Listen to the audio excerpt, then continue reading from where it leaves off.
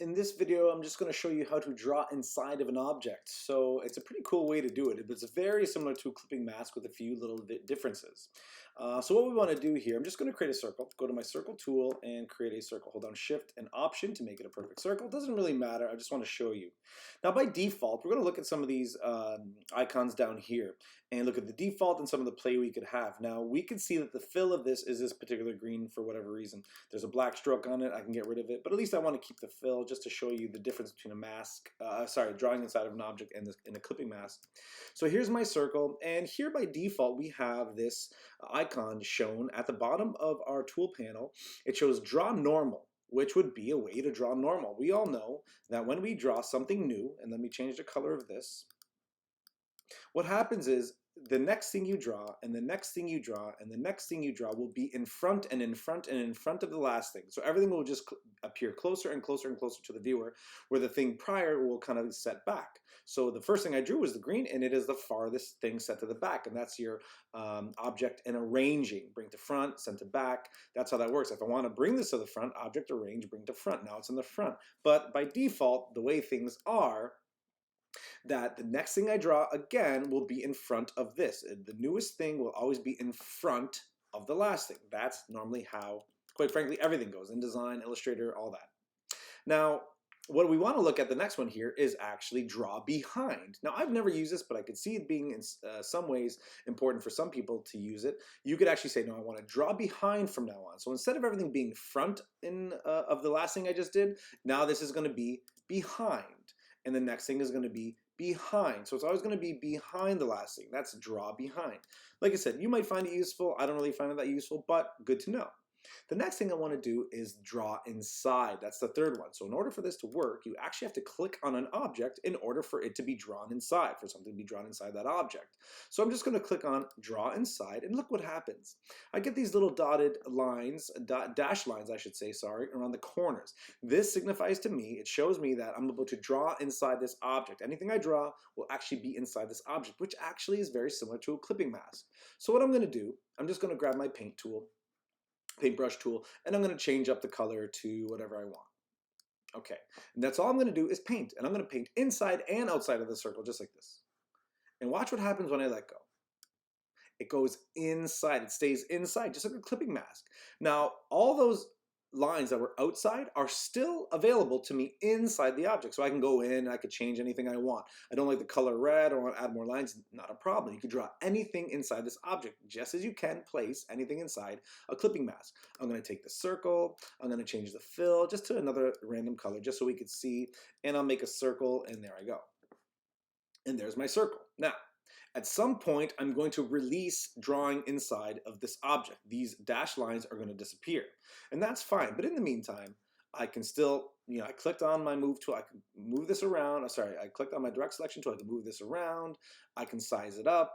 I can do whatever I want, and it's still only inside the initial object that I wanted to draw inside, and that's fine. Now I'm just going to double click off, and look what happens. Those dashed lines are gone. If I put another circle somewhere, it is no longer inside that object. It's just a normal circle that I drew, whatever. It doesn't matter. Now, if I want to place something back inside of this object, not a problem. That's all I have to do is double click on it. And now I'm inside the object. And look, I could actually select this blue circle that was inside the object. It's still inside the object, and I can play with it. I can move it around, change the color, do whatever I want. If I want to click on the paint line that I originally had, once again, see, the lines are still there. They're just hidden. If I want to move this whole thing around, I can move the whole thing around. It doesn't matter. It's drawn inside the object. One of the differences here we see with clipping masks is the circle retained its initial color, which was really cool too. But just like a clipping mask, which I'll make a quick one right now for you, you can play around and put things inside of it. Quite frankly, it's quite easy.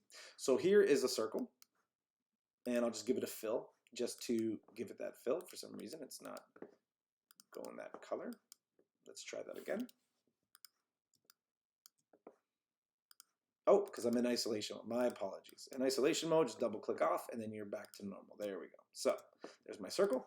It's a red color, and I'm going to put something inside of it. Let's just say I'm going to take another circle, and I'm going to change the color of it, and I want to put this color, this inside of it. So what I need to do with a clipping mask is make the mask the thing that's in front of whatever you want to put inside of it. So I want this blue, let's change it actually. I want this blue oval ellipse to be inside of this red circle. So I'm going to bring the red circle to the front, object arrange, bring to front. It's the only way it works. And I'm just going to say, I'm going to select both objects, right click and make clipping mask, or object, clipping mask and make. Same idea. And there it is. Now look what happened though. This object, yes, isn't. I double click on it. This object is inside. I can change the color of it, do whatever I want. It is inside. But what happened was that this circle, it changed into just a mask. It doesn't have a color, it doesn't have anything to it. It's just a mask. And if I want, of course, I can change it, the size of it, just like I can change the size of this to do whatever I want. That's fine, but it's still something inside of something. So a mask, the general idea of a mask is it shows something and it hides something. So right now it's doing just that. So that's somewhat of the difference between the clipping mask. But I also wanted to show you is making a pattern. So I have a simple pattern here. I copy it. I'm going to go inside this one here. I'm inside the drawn object and I'm just going to paste in that pattern. So it can work with, quite frankly, anything. Now this pattern is a little complex, so there's some complexities to it, but once again, it's inside. Now that's the draw inside an object. And now this is the clipping mask. Let's see how this works. I click inside, I double click inside the circle, just like I did here, double click. I'm in isolation mode, as we've seen. I can just paste again, and now that pattern will show up again. And once I click off, I'm gonna move this around. Once I click off out of that, it's back inside. So clipping mask and drawing inside an object are very similar. Anything you put inside that object, be it the clipping mask or draw inside an object, you have abilities to go back inside just by double clicking and clicking on whatever you want. I want to click on that. Let's say I want to change up the color of that. I don't even know exactly if this was all stroke. Yeah, it was all strokes. So you could do that too. It makes some very interesting things, but the nice thing about it, it's nice and clean. It has a nice clean effect to it, all right? And everything is stuck inside of that object, which is ideally what we want to get at there. Okay, so that is draw inside an object, but your object has to be selected first, and then you could put things inside of it. And then when you double click off, it is just a normal object with things inside, but you could always double click to get to isolation mode and play with those things inside again.